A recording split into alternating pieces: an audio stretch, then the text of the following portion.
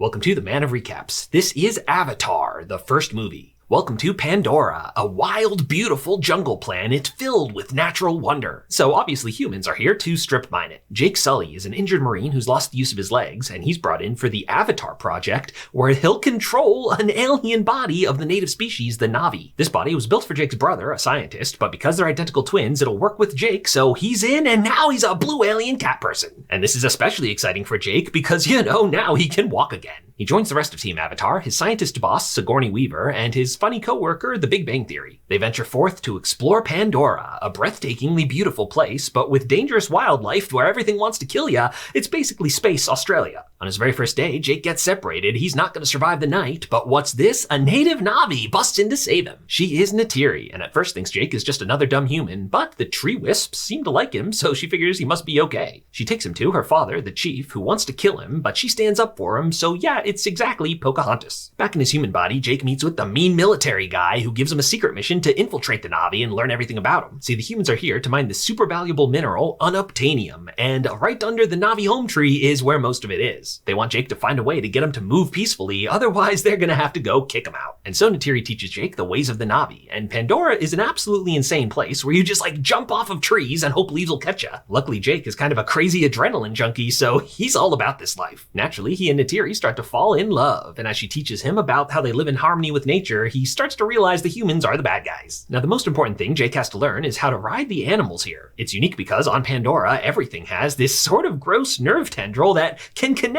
and mentally bond you. For Jake's final exam, they go up to the cool floating mountains where Jake will have to ride a pterodactyl. And so Jake grabs one, pulls out his brain penis, and yeah, he's flying! Finally learned to paint with all the colors of the wind. And by the way, most of this movie is just these gorgeous shots, which were cutting-edge graphics in 2009, plus in 3D, so that's why the movie was so popular. So now Jake Sully is fully accepted as one of the Navi. Neytiri takes him down to their sacred boning tree, and these two get it on, alien style. But now the humans are sick of waiting. They start bulldozing the sacred trees. Jake tries to stop them, but it's oh hell nah. Clearly Jake has lost himself. His mission's over, so it's time to bust in there and blow up the absolutely massive home tree. Jake and his friends are under arrest, but Michelle Rodriguez is here to bust him out and fly him to a mobile lab. But during their escape, Sigourney Weaver was shot, so they're going to try something at the spirit tree to permanently move her mind into her avatar body, which is theoretically possible because all these Pandora plants are connected, but it doesn't work and Sigourney Weaver dies. Now the Navi are all mad at Jake because he started undercover, so he's got to do something crazy to win back their trust. Earlier we met an even bigger pterodactyl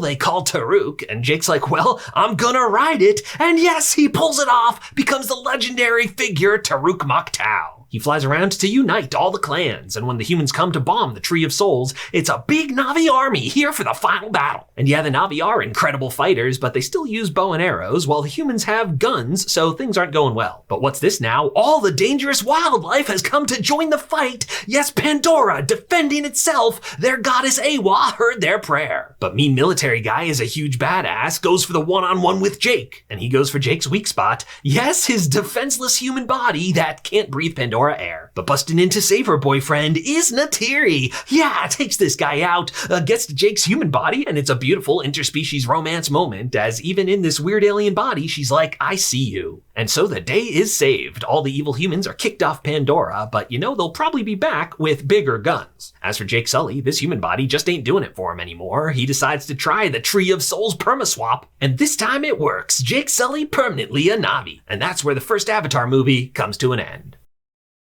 If you liked this recap, hit that subscribe button for more of the best recaps of TV and movies.